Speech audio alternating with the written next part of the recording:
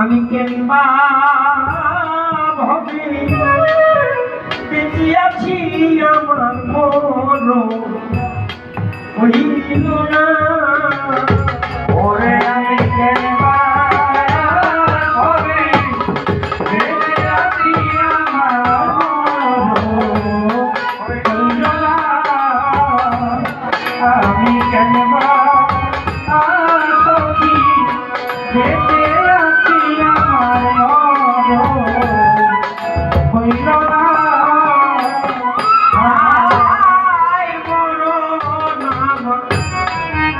ছিল ভালো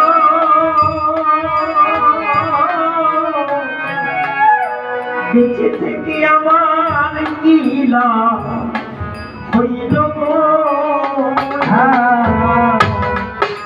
মরণ আমার ছিল ভালো বেঁচে থেকে কি লাভ হইল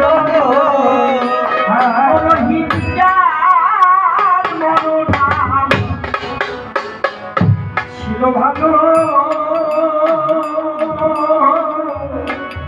ও হইল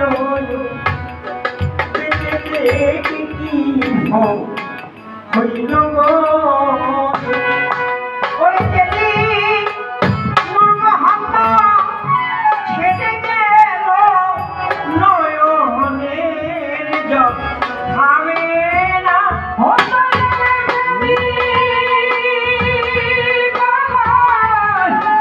ছেড়ে গেল নয়নের জল থামে না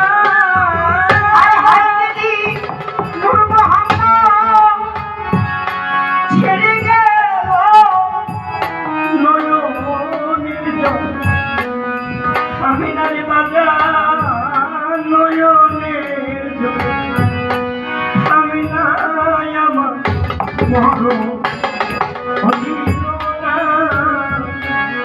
আমি কেনবা ভাবে বেঁচে আছি আমার মরণ হইল না সখী আমি কেনবা ভাবে বেঁচে আছি আমার মরণ হইল না আমি কেনবা সখী বেঁচে আছি আমার মরণ হইল না আমি কেনবা সখী বেঁচে আছি আমার মরণ হইল না মনে লয় সই আমি ডুবে মরি ডুবে বন্ধু রইল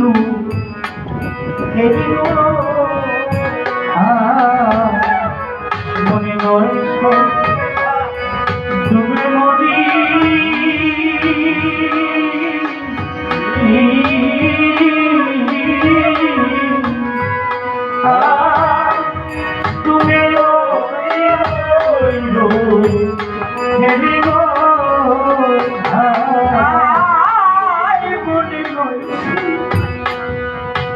আমি ডুবে মরি আরে ও আরে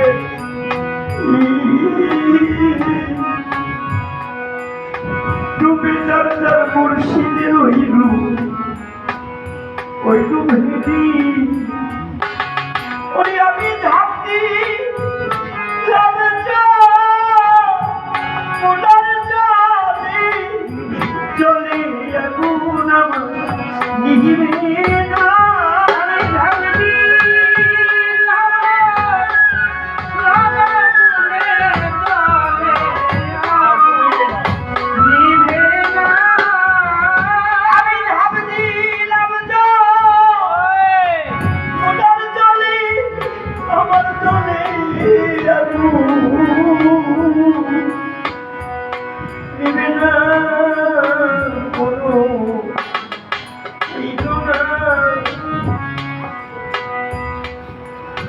আসলে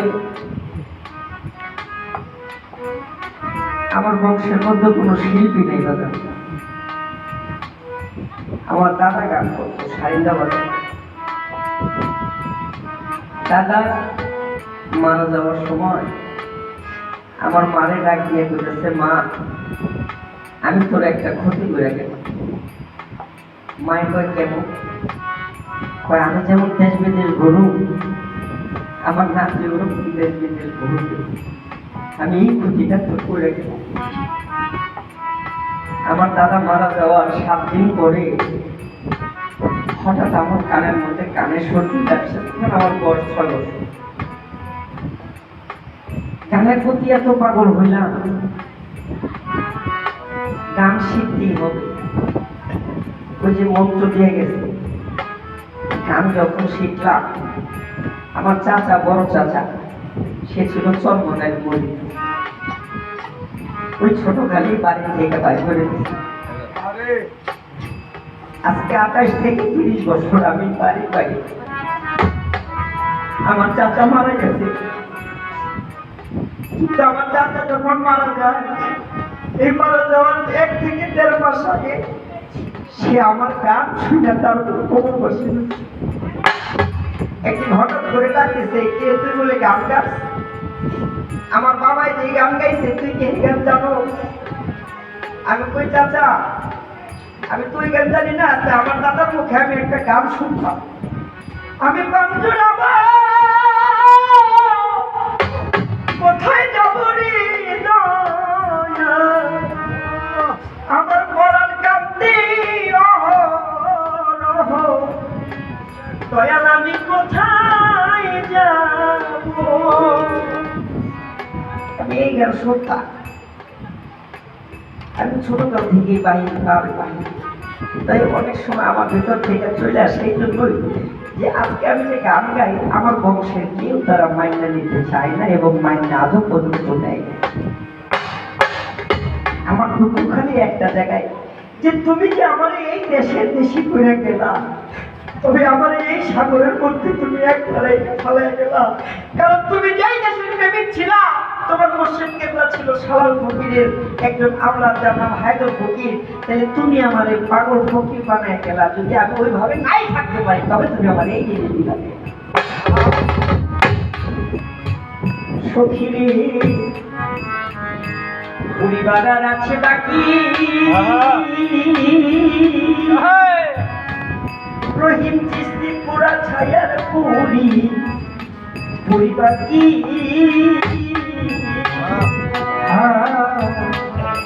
পরিবার আছে বাকি,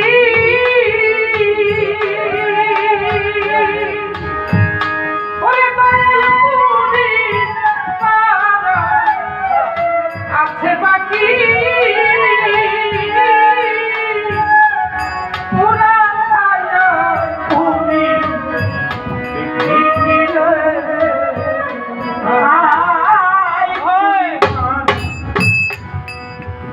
আছে বাকি। ওরে নূর মোহাম্মদ বাজার, তোমার ওই জিবরি আর পুরি বাকি। ওরে দয়াল মানে বলে প্রাণ সখী আমি ওই রূপ যেন ভুলি না।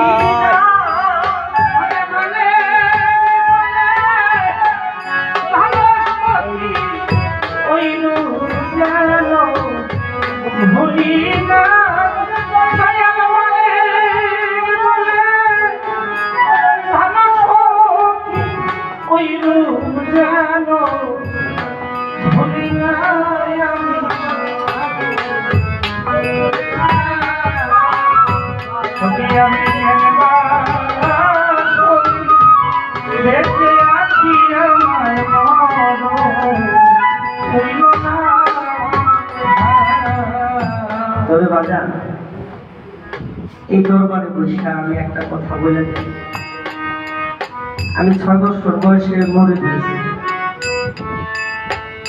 আমি এরকম একদিন গান গাইতে রয়েছি, ছোট থেকে আমি হারমোনিয়াম বাজাই গান গাই। আমার যিনি মহান মুর্শিদ, আমার এই বড় ভাই তারে ডাক দিয়ে কয় রফিক, হালিমকে আমার ভালো লাগছে, আমার হালিমের কাছে আমার কাছে হালিমের মরিদ হইতে কম। ছোট মানুষ, মরিদ কি জিনিস আমি বুঝি না। আমার বাড়িতে চলে গেছি, রফিক ভাই গিয়ে করতেছে হালিমের মা, হালিমকে সুরেশ্বরের বাবা বেলার নদী ওর চোখের দিক তাকায় বলছে ওরে মরিদ করো। বাবাই কইছে ওরে মরিদ করবো। আমার মায়ে কয় আমার কোলার গায়ে থেকে যখন পর্যন্ত দুধের কেনা যায় তাহলে মরিদ হইব কি? আমার নানাই ছিল শুকুর বসার মাছ বাজারের ভক্ত। আমার মায় একটা মায়ের চটকানা দিয়ে কইতেছে, তোর সন্তানের উপরে মহামানবের চোখ পড়ছে, তুই কেন তোর পোলারে দূর করে দিয়েছিস? আমার সেই 6 বছর বয়সে মরিদ করছে। আমি বুঝি বাজার গরু কিনি, আমি আম্মা বহুত দরবারে আমি গান গাইছি, বহুত মাজারে আমি আইছি, কিন্তু আপনার মধ্যে যে প্রেমটা আমি পাইছি আমি কোনো পীরের মধ্যে ওই প্রেম আমি পাই না।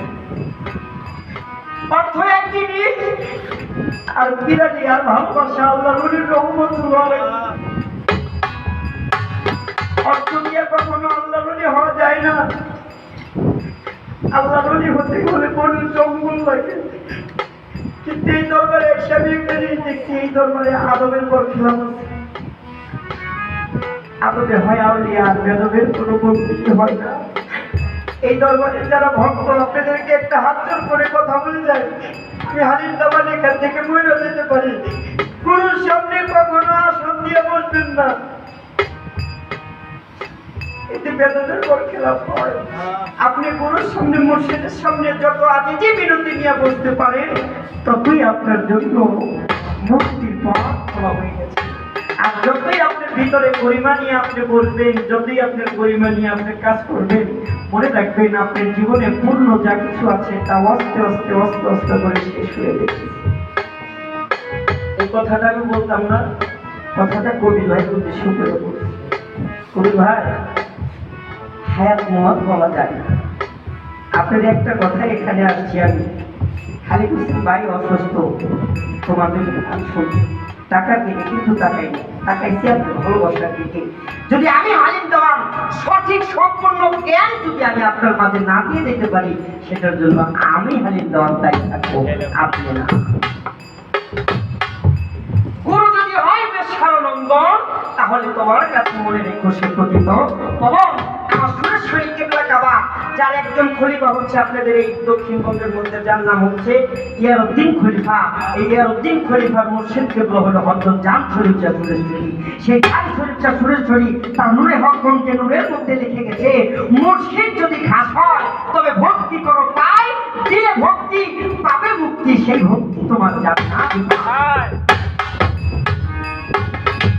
রশিদ সরকার কইছে, গুরু যে ভালোবাসে দোষ থাকে না আগে পিছে, গুরু প্রেমে যে পইলা হইছে কয়লা, নগরবাসীরা যে পইলাছে মুর্শিদ প্রেমের পোড়া। তাইলে মুর্শিদের সামনে যত আদব নিয়ে যাইতে পারেন, ততই আপনার জন্য মুক্তির একটা পথ হয়ে গেছে।